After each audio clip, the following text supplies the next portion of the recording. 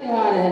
तो आप बच्चों को पता है कि होली का त्योहार कब मनाया जाता है। यह त्योहार फाल्गुन मास की पूर्णिमा के दिन मनाया जाता है और अगले ही दिन दुल्हनडी, जिसको फाग बोलते हैं, रंगों का त्योहार मनाया जाता है। होली वाले दिन क्या करते हैं कि होली जलाई जाती है और अगले दिन रंग खेलते हैं, रंग एक दूसरे को लगाते हैं। ये त्योहार कैसे मनाया जाता है ये हम सबको पता है। मैं आपको बताऊंगी कि ये त्योहार क्यों मनाया जाता है। कुछ बच्चों को तो पता है, बहुत से हाथ उठाना बेटा जिस बच्चे को ये पता है कि होली का त्योहार क्यों मनाया जाता है।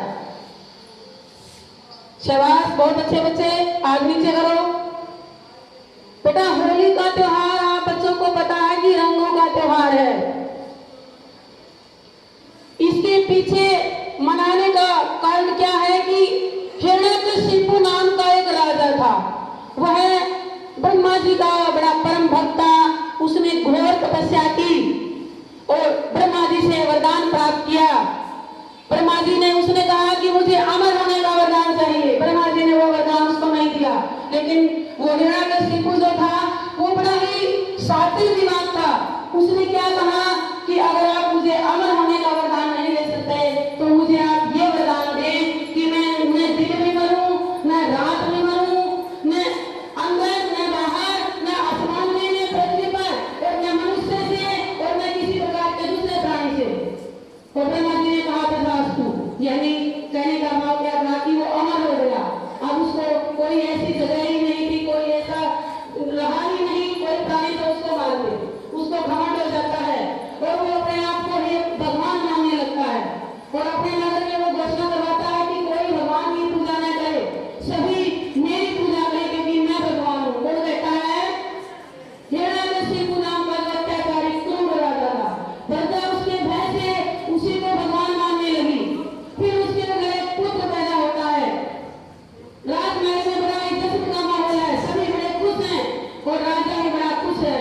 और उसने अपने बच्चे का नाम रखा प्रहलाद। क्या नाम रखा? तो प्रहलाद का अर्थ होता है परम आनंद।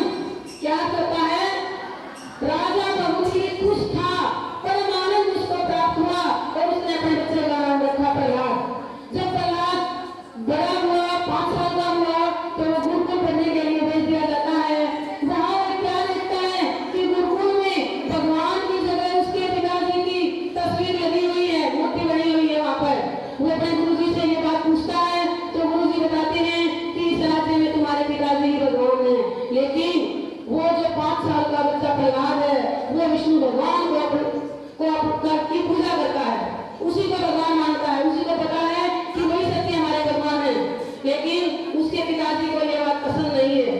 धीरे धीरे ये बात पूरे राज्य में फैल जाती है और वो हिरण्यकशिपु सोचता है कि सारी प्रजा जो मैं कहता हूँ वही करती है, मेरी आज्ञा का पालन नहीं करती है, लेकिन मेरा जो बच्चा है प्रहलाद वो मेरा कहना नहीं मानता और वो अपने पुत्र को ही अपना दुश्मन समझने लगता है।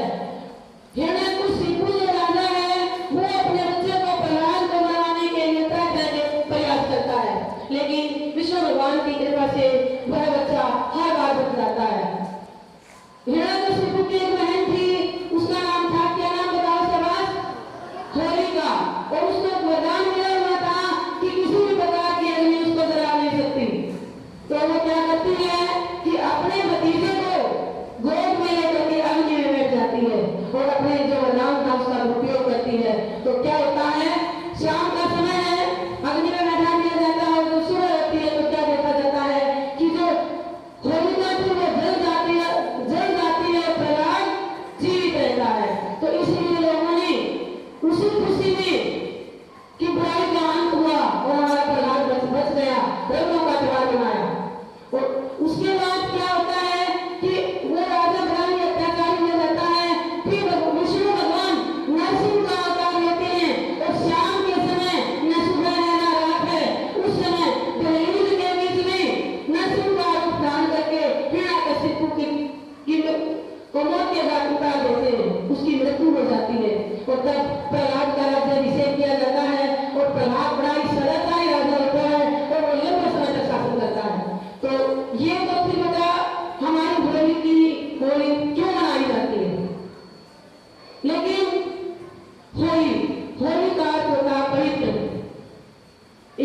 एक शाब्दिक अर्थ देखो, होली।